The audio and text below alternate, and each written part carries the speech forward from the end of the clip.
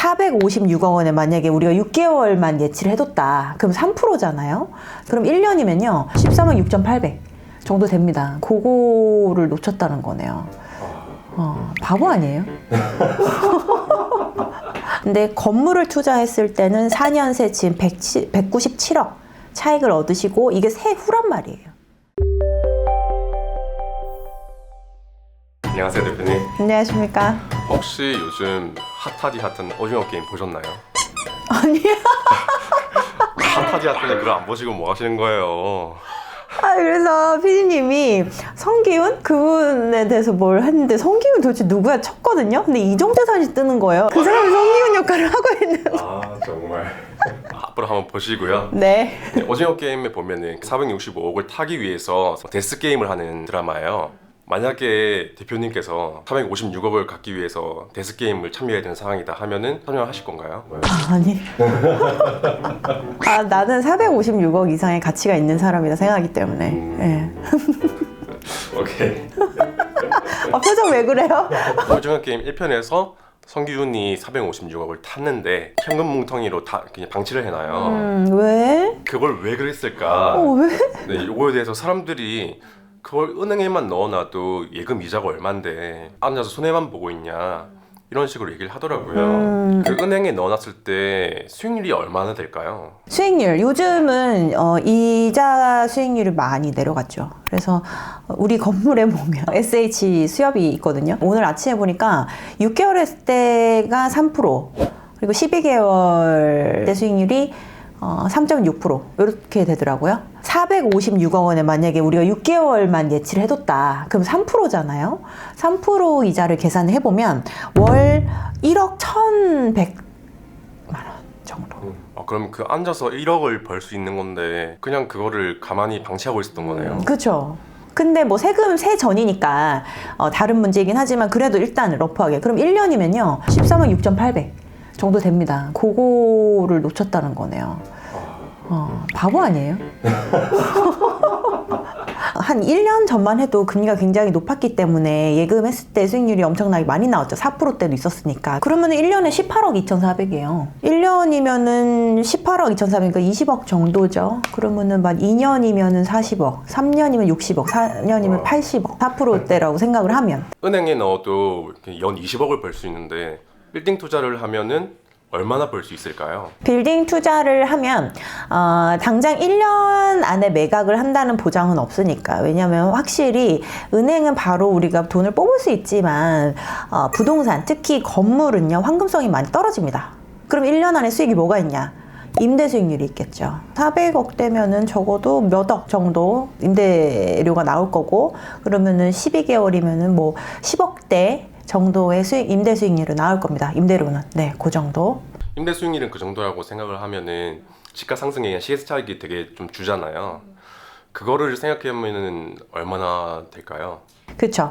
우리가 그래서 지금 1년 내에 판다고 가정을 했을 때 임대 수익률만 계산을 하지만 2년이나 4년 뒤에 내가 매각을 했을 때를 가정을 해야 되는 게 왜냐면 최종 목표는 집가 상승이에요. 그래서 강남권에 자꾸 몰리는 거고. 어쨌건 예금은 사실 리스크가 없잖아요. 그에 반면에 빌딩 투자는 리스크가 좀 많은 편인데 그 부분은 어떻게 생각하세요? 리스크가 많다는 아니고 리스크가 있을 수 있다. 많다는 뭐냐면 살 때 그냥 아무거나 샀을 땐 당연히 많지.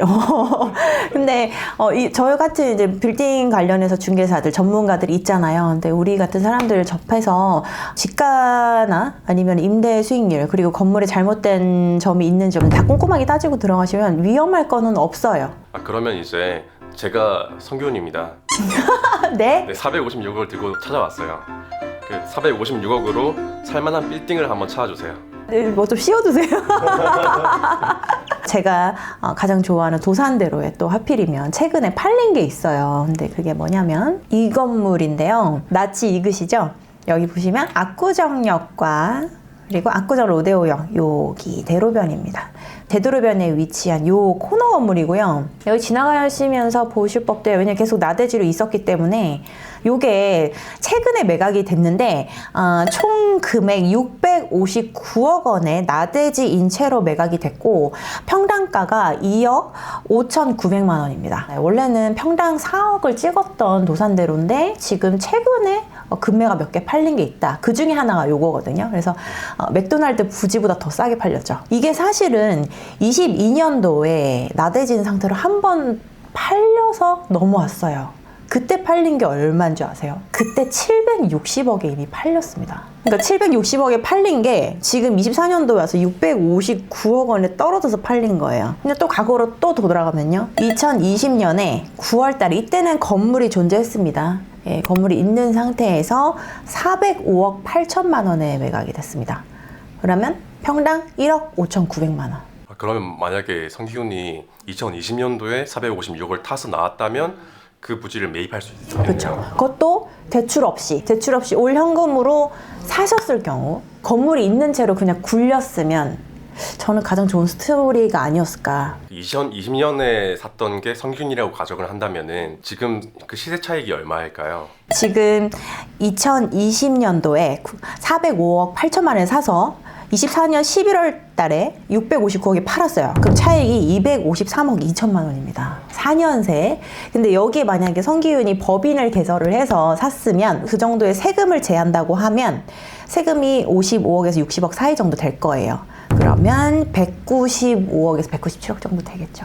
왜 돈 있는 사람들이 예금만 하지 않고 건물을 그렇게 사는지 이 이유입니다.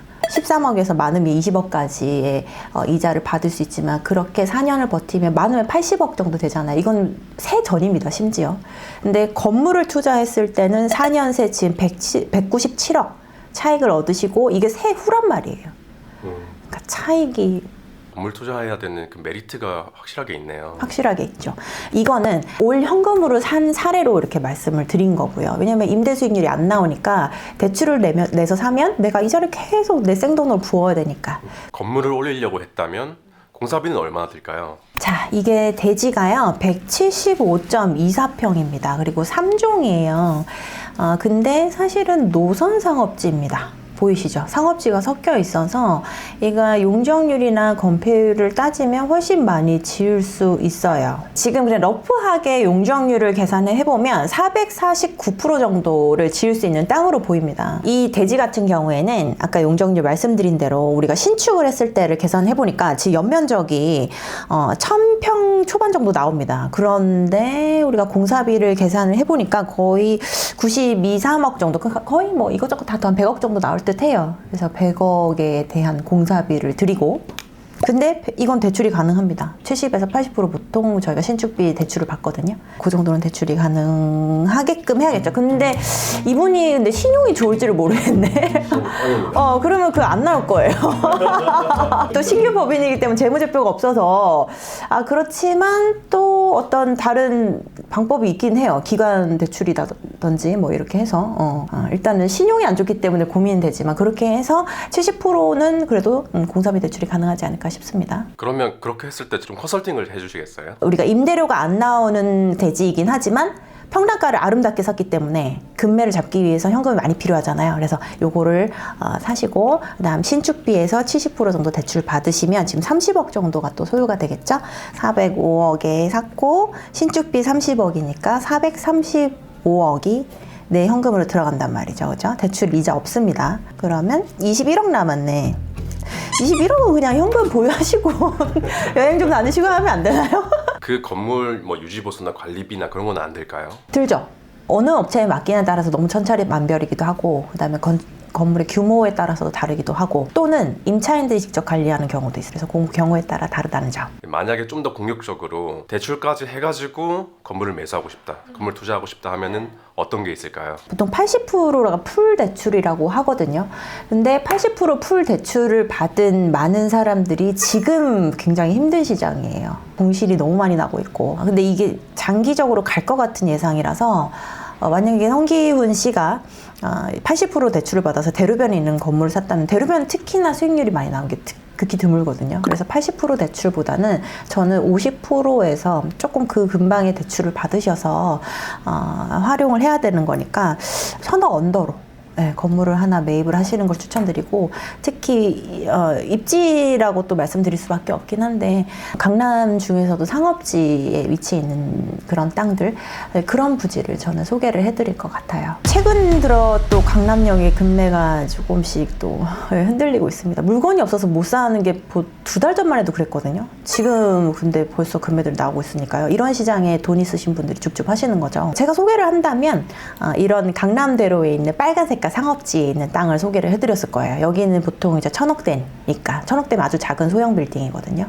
예, 그런 것들 소개해드릴 건데, 그런데 이런 것들 보시면 이렇게 아시겠지만 요즘은 강남대로에 들어갈 수 있는 임차인들 보시면 종류가 뻔합니다. 대기업들이 하는 프랜차이즈 아니면 은행이나 아니면 병원밖에 없어요. 은행도 요즘은 견디지 못하죠. 그런 수요가 이렇게 큰 빌딩을 또 다 채우지는 못해요. 그래서 수익률이, 공실이 꼭 일부분 있고 수익률이 3%가 넘기가 굉장히 힘든 시장이죠. 그래서 대출을 많이 받아서 대로변에 있는 강남대로라고 해도 그런 걸 추천드리지는 않았을 것 같고, 대출은 50%만 받고 매매 금액은 1,000억대 언더로 그렇게 가시는 게 가장 안정권이지 않을까, 이런 생각이 듭니다. 방금 소개해 주셨던 2개의 건물 중에서 어떤 건물을 더 추천해 주실 건가요? 난 이거 강남대로. 노산대로 너무 좋거든요. 앞으로도 미래가 너무 창창하고 진짜 좋은데, 상업지와 노선 상업지는 솔직히 비교할 게 안 되잖아요. 그리고 강남대로가 뭐 망했다, 뭐 다 공실도 너무 많고 그런 얘기 하시는데, 다들 들어오고 싶어 하는 건 마음은 변하지 않아요. 그리고 부동산은 어쩔 수 없이 사이클입니다. 네, 이거는 변함없는 진리예요. 그래서 다시 좋아지는 지역은, 이런 상급지들은 당연히 그럴 수밖에 없습니다. 그러면 만약에 성기훈이 456억을 지금 받아가지고 건물 투자하고 싶다 하면은 선택지가 되게 많은 거네요. 선택지가 굉장히 많죠. 지금 금매가 많이 나오고 있으니까요. 그리고 이런 경우도 있어요. 나는 큰 빌딩보다 조그만 거 나눠가지고 해서 팔겠다. 이게 유행을 하던 시점이 있었거든요. 그게 한 3, 4년 전이었는데, 그때는 뭐가 유행이었냐면 한참 밸류업 해가지고 팔고, 밸류업해서 팔고, 이게 유행이었기 때문에 단기간 2년 내 팔아버리는 그게 유행일 때는 그게 가능했죠. 왜냐면 50억에 사서 80억으로 밸류업해서 파는 거예요. 그럼 100억 언더니까 사겠다는 사람이 많겠죠. 작아서. 투자하는 그 금액이 작으니까. 근데 지금은 밸류업해서 다 공실 나버리니까 그게 힘든 시장이란 말이죠. 그래서 조금씩 단위를 쪼개서 투자하는 거는 나는 성기훈님한테는 권하진 않을 것 같아요. 네, 그럼 오늘 이렇게 예금 이자와 400억대 살 수 있는 건물, 대출 받아서 살 수 있는 건물에 대해서 얘기를 해봤는데, 그거 한번 정리해 주시겠어요? 자, 오늘 제가 말씀드린 걸 정리를 하자면요. 첫 번째, 예금을 그냥 해두었을 때는 3%에서 4% 이자를 받는다고 했을 때 4년이면 80억 정도의 이자가 쌓이는데, 그것도 세전 금액을 말씀드립니다. 예, 그래도 안전성이 충분히 있다는 거 말씀드리고, 그리고 두 번째로 이제 건물 투자했을 때 대신 저는 대출을 안 받고를 설명드린 거예요. 197억 원 세후 말씀드린 겁니다. 그러니까 단적으로 봤을 때 굉장히 큰 이익이죠. 단, 제가 굉장히 좋은 부지에 좋은 투자 사례를 말씀드렸기 때문에 차익이랑 이런 게 굉장히 안전성이 있어 보이지만, 분명히 건물에는 위험성이 존재합니다. 그래서 투자를 하실 때는 신중하게 하셔야 됩니다. 오늘 성기훈님의 투자를 제가 좀 살펴봤는데요. 여러분이시라면 456억 원이라는 거금을 어떻게 투자하시겠어요? 많은 댓글 남겨주십시오. 감사합니다.